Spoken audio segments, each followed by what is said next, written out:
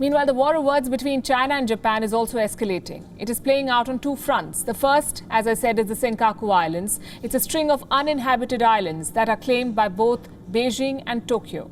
China's provocations have not ended there. Japan is determined to stop them. The second front is the Fukushima nuclear plant, the one that saw a disaster in 2011. Japan has decided to release radioactive water, treated radioactive water, from the plant into the ocean. American allies like Taiwan and South Korea are vehemently opposing it. And China sees this as an opportunity to further its own agenda. It's a rather complex story, and we've simplified it in our next report for you. This is the East China Sea.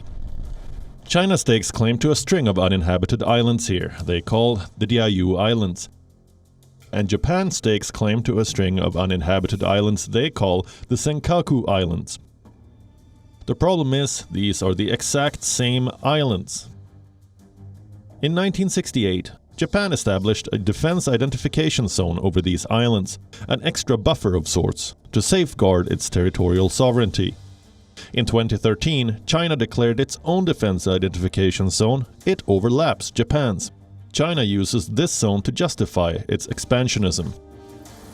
Under Chinese rules, any aircraft or vessel entering the zone must notify Beijing.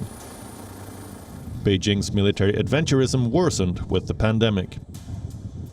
In March 2020, China's maritime militia damaged a Japanese naval ship. In July 2020, Chinese vessels entered Japan's zone for the longest duration since 2012. In September 2020, Chinese boats collided with Japanese patrolling vessels. In October 2020, the Chinese Navy forced Japanese fishing boats to leave the area.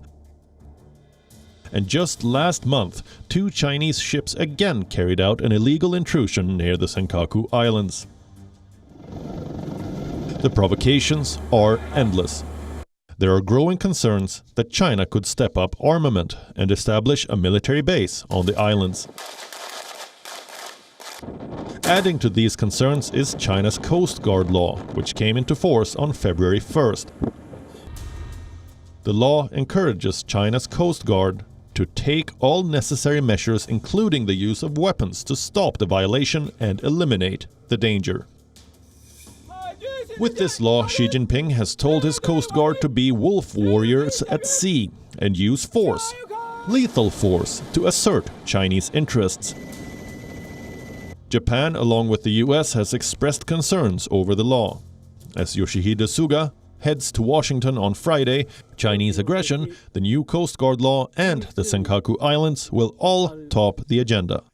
This will be our first in-person visit from a foreign leader in the Biden-Harris administration, reflecting the importance we place on our bilateral relationship with Japan and our friendship and partnership with the Japanese people. The talks might also feature a controversial topic: Japan's plan to release radioactive water from the wrecked Fukushima Daiichi nuclear power plant into the Pacific Ocean. Washington has backed Tokyo, saying the release will be in accordance with nuclear safety standards. But American partners like South Korea and Taiwan are strongly opposing Japan's plan. Both nations, with coastlines nearby, say the move poses a risk to the marine environment.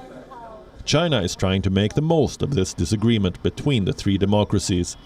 Beijing is calling Japan irresponsible, its own environmental recklessness notwithstanding.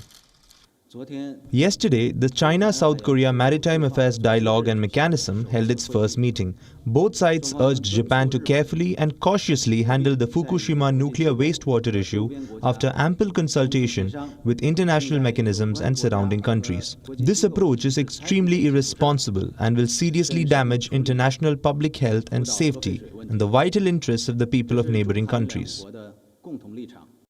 The timing of this war of words is significant.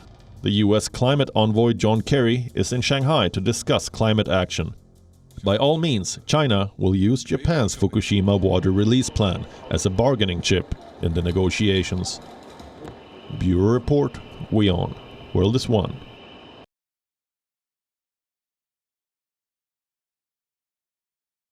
WION is now available in your country. Download the app now and get all the news on the move.